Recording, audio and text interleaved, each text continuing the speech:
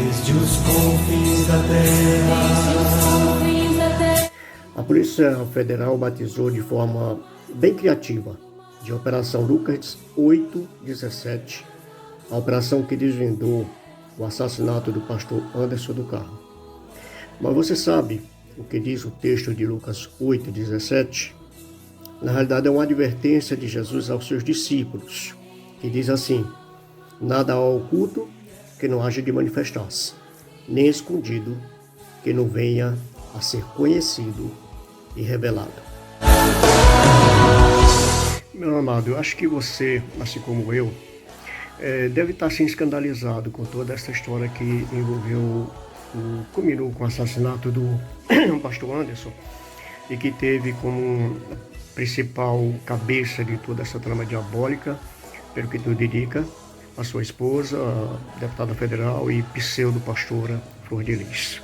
Eu particularmente estou assim estarrecido com tudo aquilo que tem vindo à tona, mas não surpreso, porque desde que existe religião, que existe escândalos, a ponto de Jesus advertir os seus discípulos, lá em Mateus 18:7, quando ele diz: ai do mundo por causa dos escândalos, porque é inevitável que o escândalo venha, mas ai do homem pelo qual vem o escândalo. E esse caso de Flor de Lis, assim como do padre Robson e do pastor Everaldo, que também foi preso numa operação ali no Rio de Janeiro, tudo isso servem de alerta, são como trombetas de Deus soando para nos alertar a ficarmos um pouco mais cautelosos com certas coisas ou certas pessoas que estão infiltradas dentro da igreja, como pastores, como bispos, como os apóstolos, como profetas, e que na realidade são falsos apóstolos, falsos mestres. Então é um alerta, primeiro para nós que somos pastores, para nós que fazemos parte da liderança da igreja, serve de alerta. Por quê? Porque muitos ministérios, queridos, começaram muito bem, começaram de uma forma humilde, fazendo bem para os outros, e aí ele foi crescendo, e a pessoa foi inchando, a pessoa foi se enchendo de si, a pessoa foi se enchendo de orgulho, de presunção, e isso foi a sua ruína. É por isso que, para você que é líder, para você que é pastor, assim como eu, vale aqui o conselho de Paulo em 1 Coríntios 9:27, quando ele diz: mas esmurro o meu corpo e o reduzo à escravidão, para que, tendo pregado a outros, não venha eu mesmo a ser desqualificado. Então, todo aquele, queridos, que se incha demais, se acha autossuficiente, se esquece de dar a Deus toda honra e toda glória pelo seu sucesso, ele termina caindo em ruínas. E nós devemos seguir aqui o exemplo de João Batista, que ele chamou seus discípulos, apontou para Jesus e disse: olha ali, tomara, oxalá ele cresça e que eu diminua. Essa deve ser a atitude de todo aquele que está na liderança de algum ministério. E serve também de alerta para a igreja. Por quê?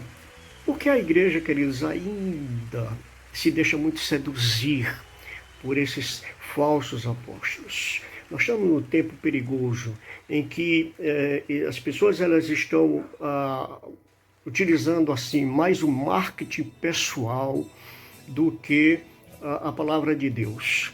Nós estamos na época do coaching gospel, né, de pessoas que cuidam assim da sua aparência, para que o foco fique nele, na pessoa, e muitas vezes a palavra do Senhor ela fica ali empurrada para o lado em segundo plano. Cuidado com isso, queridos. A Bíblia está cheia de advertências para não cairmos nessas ciladas nós como igreja. O próprio Jesus, queridos, ele diz em Mateus 7,15: acautelai-vos quanto aos falsos profetas. Eles se aproximam de vós disfarçados em ovelhas, mas no seu íntimo são como lobos devoradores. E o apóstolo Paulo, lá em 2 Coríntios 11, de 13 a 15, ele diz: porquanto tais homens são falsos apóstolos, obreiros desonestos, fingindo-se apóstolos de Cristo.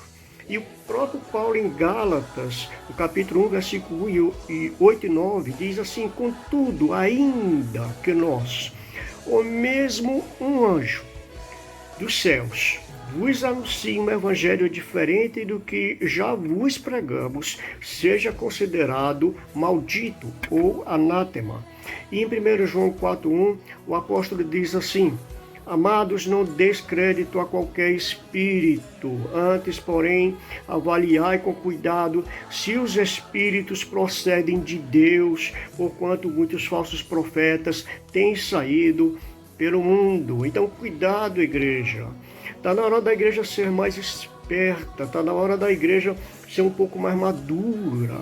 Não é pecado você avaliar, você pesquisar se aquele homem ali que está falando, Deus disse, se realmente foi Deus que mandou ele dizer. Ora, isso é uma maneira da gente fazer isso, de não cair nessas armadilhas, é conhecendo a palavra do Senhor.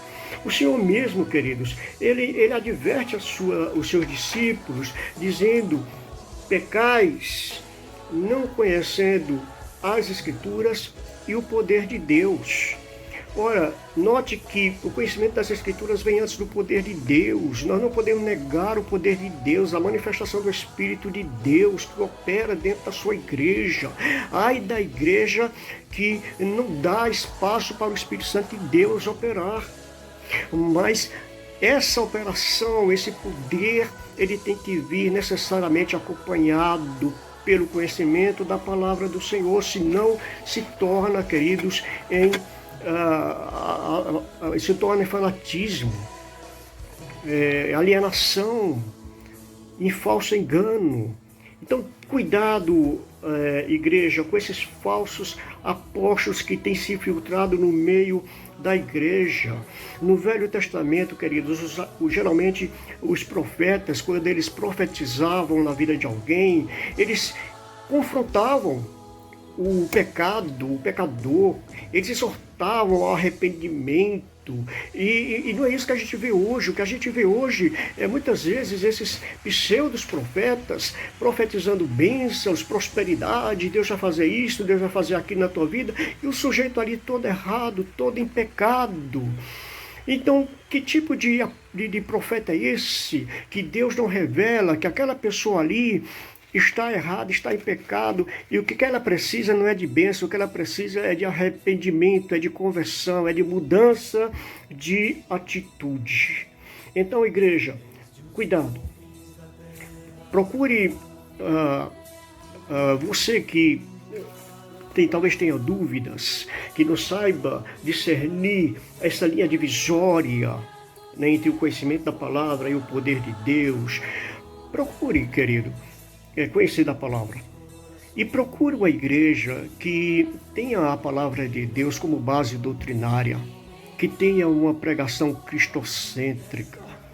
Procure uma igreja, queridos, que tenha uma doutrina onde a palavra do Senhor seja a base, e não sonhos, visões, revelações, manifestações sobrenaturais, né? Não apenas isso, mas que acima de tudo a palavra de Deus possa prevalecer em nossos púlpitos.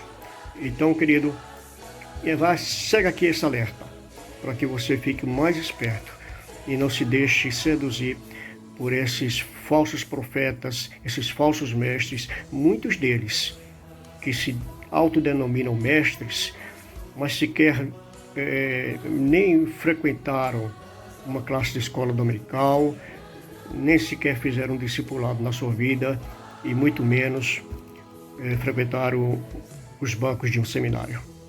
Que Deus tenha misericórdia de nós, da sua igreja, e nos dê discernimento para não cair nessas armadilhas. Que Deus abençoe.